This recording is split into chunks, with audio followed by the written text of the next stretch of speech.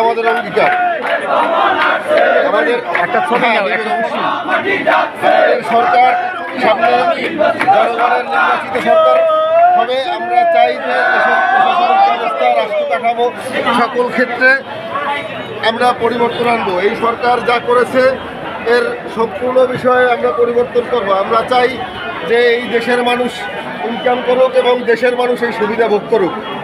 এই দেশের মানুষ ইনকাম করে বিদেশে আর পাচার করার কোনো সুযোগ হবে না।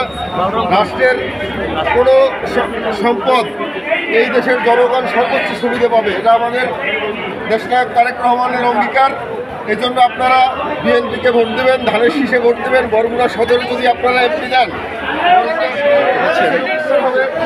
এই বিগত সরকারের আমলে জেলা যুব দলের সভাপতি রয়েছেন, আমাদের মহিলা দলের নেত্রী রয়েছেন, এখানে আমাদের কালাম ভাই রয়েছেন। বিজ্ঞান ও প্রযুক্তি কলেজ এগুলো আমাদের বরগুনা জেলায় হয়। রাষ্ট্র মেরামতের যে 31 দফার সেই লিফলেট বিতরণ করছে আমাদের মাছ বাজারে সম্মানিত ব্যবসায়ীদের মাঝে।